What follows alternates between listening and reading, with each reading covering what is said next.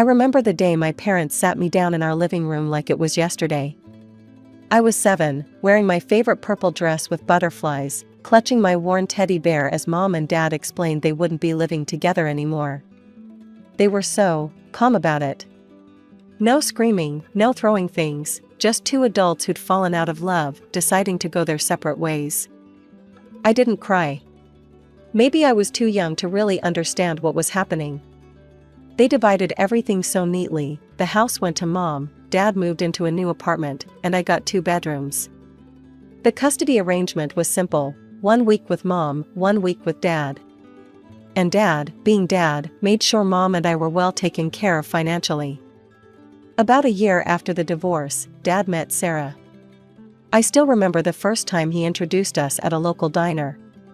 She had kind eyes and a warm smile, and her son Tommy was sitting next to her, playing with his French fries. "Hi Brittany," Sarah said, her eyes crinkling at the corners. "Your dad's told me so much about you."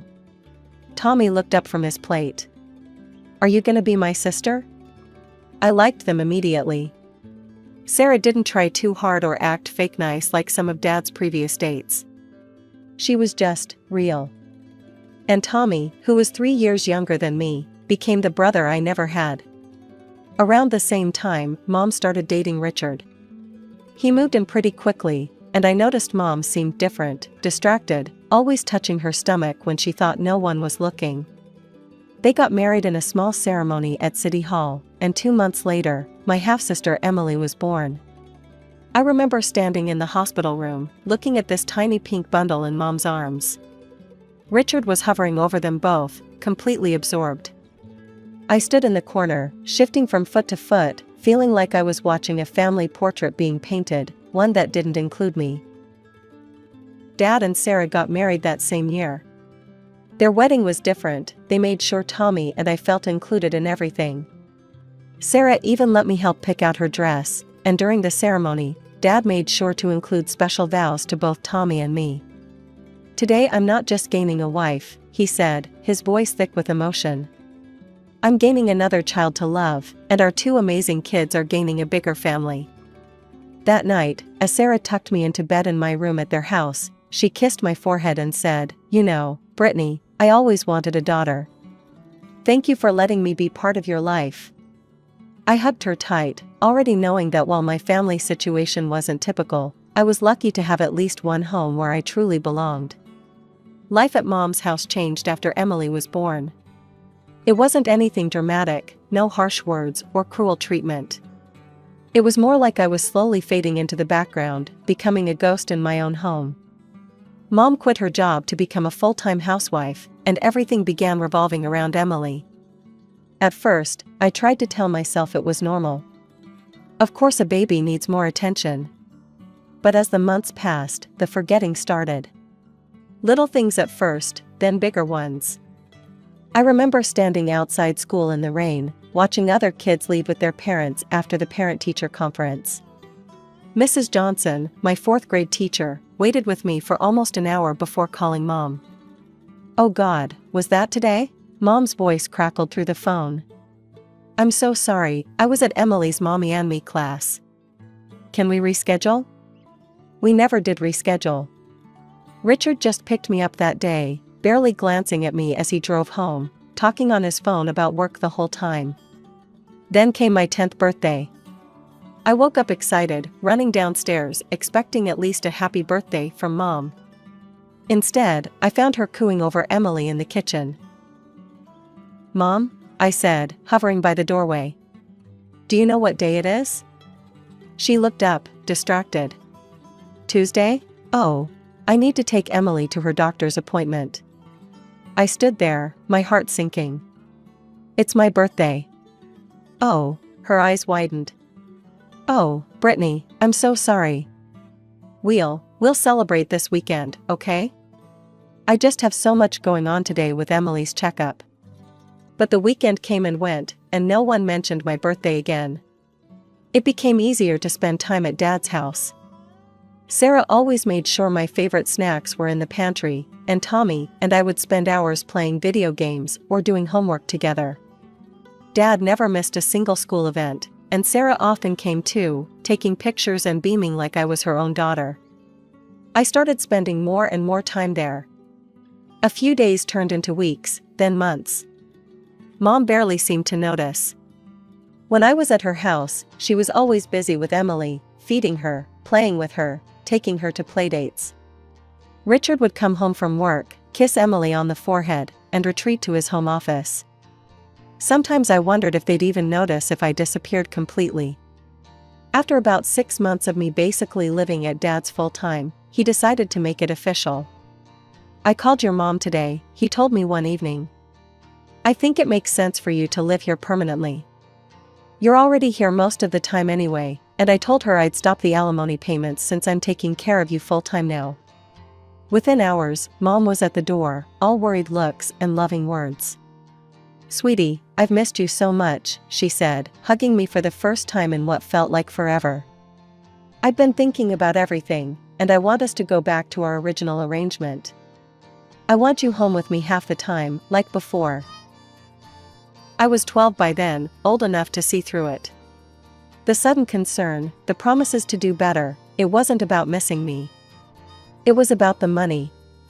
Dad's alimony checks were the real reason she wanted me back. Emily was 5 when she started rubbing it in my face. She'd follow me around the house with this smug little smile, dropping her bombs when Mom and Richard weren't within earshot. "Daddy says you're not really part of our family," she told me one day while I was doing homework at the kitchen table. "He says you're just visiting." I tried to ignore her, focusing on my math problems, but she kept going. "Mommy and Daddy love me more than you. Last night, Daddy told Mommy he was tired of you being here. And Mommy said just wait until you turn 18, then the money stops and you'll be gone." It hurt, of course it did. But I'd learned to build walls around that pain. I had Dad and Sarah, who showed me what real family love looked like. I had Tommy, who was more of a sibling to me than Emily would ever be. Still, hearing your own mother basically counting down the days until she didn't have to deal with you anymore, that leaves scars. The years crawled by until finally, I made it to high school graduation. I sat between my two families during the ceremony, Dad, Sarah, and Tommy on one side, Mom, Richard, and Emily on the other. It felt like sitting between two different worlds. After the ceremony, Dad hugged me tight. "We're so proud of you, Princess." Meanwhile, Mom and Richard were already talking about my departure before we even left the school parking lot. "So," Richard said, jingling his car keys, "have you started packing yet?" They didn't ask about my college plans. Didn't care that I'd gotten into the business program with a partial scholarship. Didn't even pretend to be interested in my future. They just wanted to know when I'd be out of their hair. 2 weeks later, I moved my things to Dad's house. I remember sitting in his living room, nervous about asking for help with college expenses even though I knew he'd never refuse. "Dad, I got accepted to the financial analyst program," I said, playing with the acceptance letter in my hands. "I got a partial scholarship, but..." Before I could finish, Dad and Sarah exchanged glances and smiled. "We've already got it covered, honey," Sarah said, pulling out a folder. "We've been saving for your college fund since you were 8. I spent that summer working at the Silver Spoon Cafe, saving every penny I could. My shifts were mostly morning ones, which left my afternoons free to spend time with my real family. Tommy and I would go to movies, Sarah taught me to cook proper meals for when I'd be living in the dorm, and Dad, well, Dad just kept being Dad, always there with advice or a hug when I needed one. Mom never called to ask about my plans. Never stopped by to see how I was doing. Never seemed to care that her oldest daughter was about to leave for college. But by then, I'd stopped expecting her to care. College life started in a blur of new faces and experiences. My dorm room was tiny but cozy, and my roommate Jenny was nice enough, though we never became close friends. Between classes and my job at the campus cafe, I barely had time to breathe, but I made sure to call Dad and Sarah at least twice a week. They came to visit whenever they could, and Tommy would tag along, complaining about having to carry my laundry basket but always bringing me my favorite snacks from home. Mom never called. Not once, My 19th birthday came and went without even a text message from her.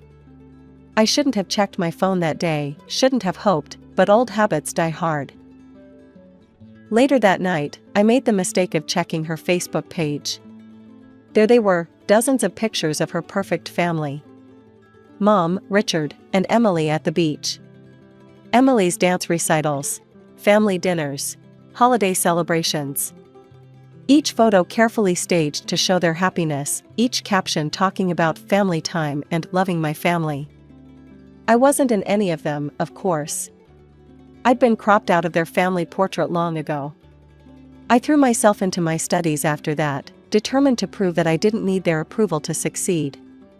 The years flew by, and before I knew it, I was walking across the stage to receive my diploma in financial analysis. Dad cheered so loud you'd have thought I'd won an Olympic medal. After graduation, Sarah approached me with an opportunity. Her brother Mark ran a successful investment firm in our hometown, and she'd mentioned my academic achievements to him. The interview with Mark went well. He was professional but warm, reminding me a bit of Sarah in the way he got straight to the point while still making you feel at ease.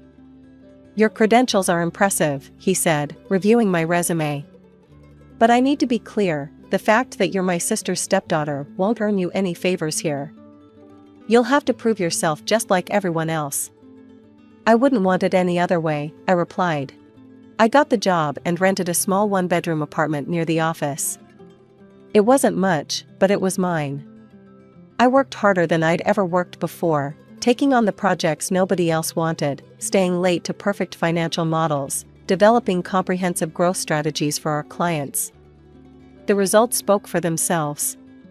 Client portfolios under my management showed remarkable growth. The company's revenue increased significantly, and Mark noticed. He didn't play favorites, but he did believe in rewarding good work. The bonuses and raises came because I'd earned them, not because I was family. The first thing I did with my surprise year-end bonus was buy gifts for my real family. A new golf set for Dad, who'd been using the same clubs for 15 years. A spa weekend package for Sarah, who never splurged on herself. The latest gaming console for Tommy, who was still using his old one from high school. Watching them open their gifts, seeing their genuine happiness and surprise, I felt something settle in my chest. I might have been cut out of one family photo album, but I'd found my place in a better one. After 5 years of hard work, I had a solid plan. Every month, I put away a chunk of my salary into my savings account. I'd researched the housing market thoroughly, looking for the perfect property. I wanted something modest but comfortable, maybe with a small garden. Most importantly, I wanted to make a substantial down payment to keep the monthly mortgage payments manageable. Then came the phone call that changed everything. I was at my desk, reviewing quarterly reports, when my phone lit up with a number I hadn't seen in years. "Brittany, sweetie." Mom's voice was syrupy sweet. "I've been thinking about you so much lately." I nearly dropped my coffee. 9 years of silence, and now this? "How are you, Mom?" I kept my voice neutral. "Oh, honey, I miss you." "We all do. Why don't you come over for dinner this weekend? Emily's home from college, and Richard's making his famous pot roast." Curiosity got the better of me. That Saturday, I pulled up to my old house in my new Mercedes, nothing flashy, but reliable and professional. Emily answered the door, looking me up and down with poorly concealed interest. "Nice car," she said by way of greeting. The house hadn't changed much.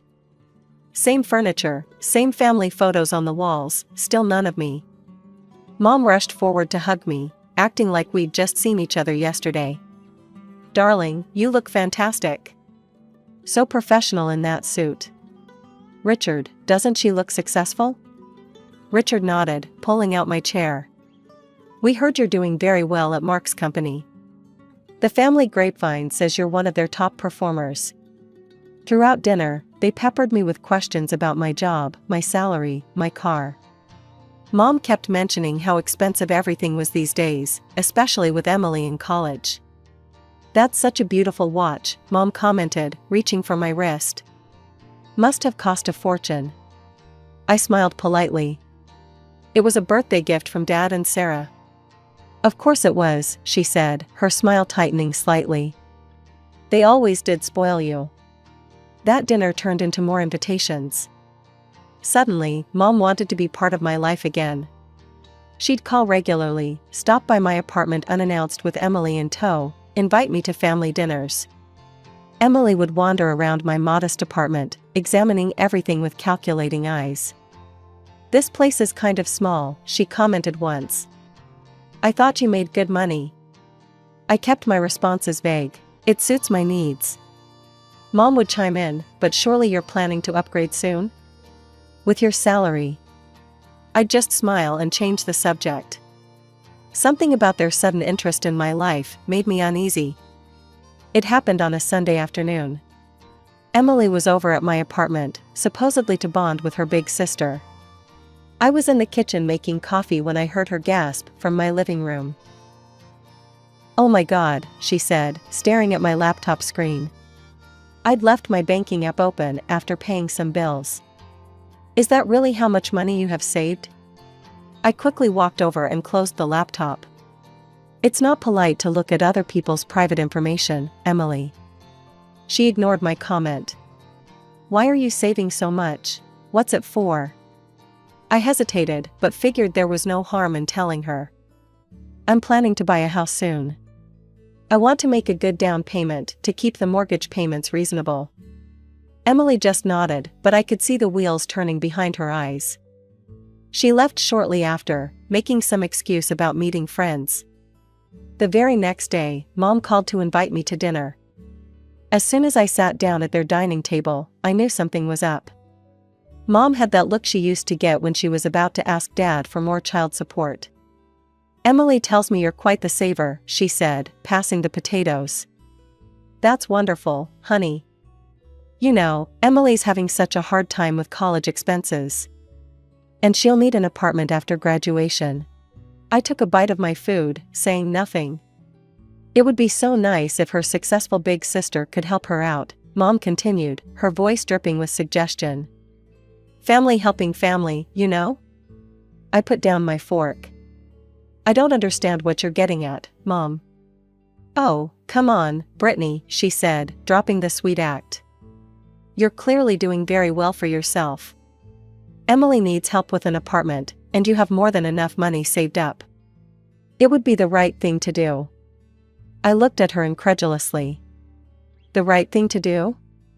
You mean give Emily my house down payment?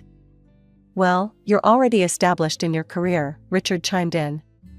Emily's just starting out. She needs the help more than you do. I'm not established, I said firmly. I'm working hard and saving my money to build my own future. I'm not giving Emily my savings. Mom's face darkened. So you're just going to let your sister struggle while you sit on a pile of money? After all we've done for you? I almost laughed at that.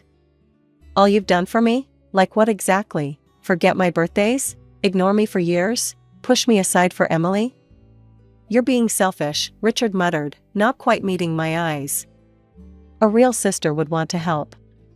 A real mother would have been there for both her daughters, I shot back, standing up. I'm taking care of myself first. Emily is your responsibility, not mine. The silence that followed was deafening. Mom sat there, jaw clenched, while Richard glared at his plate. Emily wasn't at this dinner, but I could imagine her reaction when they told her later. Poor Emily, whose selfish big sister wouldn't give her a free apartment. 2 weeks after that disastrous dinner, I had to leave for a business trip to Singapore. Mark had trusted me with an important client presentation, and I'd be out of reach for most of the time due to the time difference and packed schedule. I'll be gone for about 10 days, I told Mom when she called, trying to maintain some semblance of politeness despite our recent argument. Just letting you know I'll be out of contact. Oh, overseas? How nice for you, she replied, her voice oddly interested. The trip went well, but when I landed back home, my phone exploded with notifications as soon as I turned off airplane mode. Banking alerts.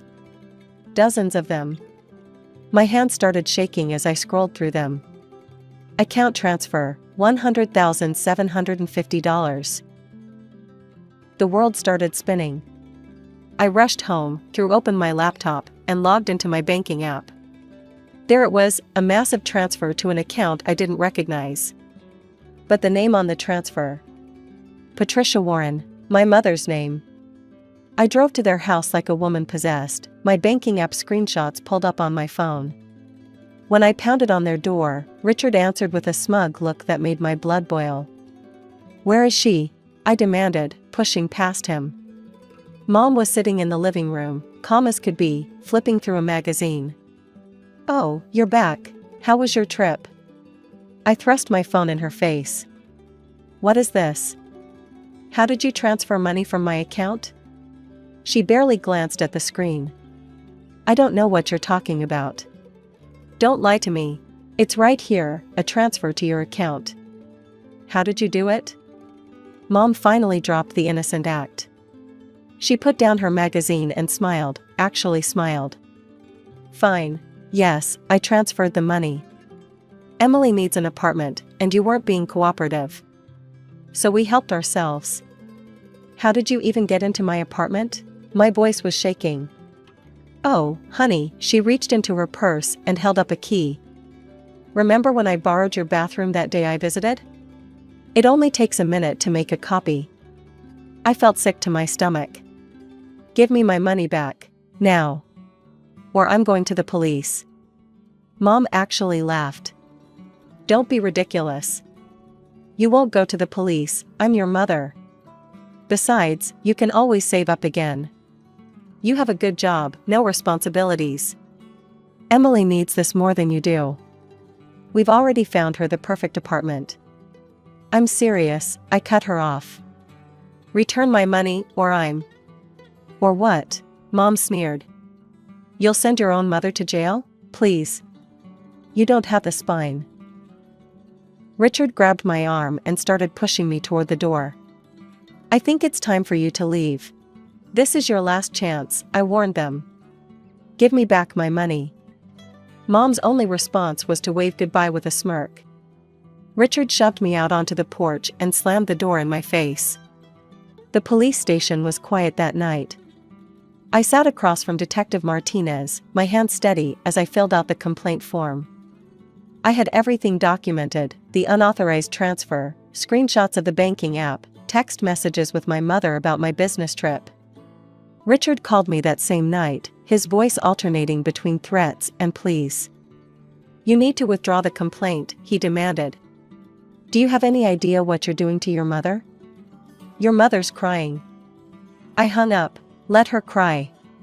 I'd cried plenty of times over the years, because of her. The legal process moved surprisingly quickly. The evidence was overwhelming, and Mom's arrogant admission to the theft didn't help her case. She sat in the courtroom, playing the role of the repentant mother, tears streaming down her face as she promised to return every penny.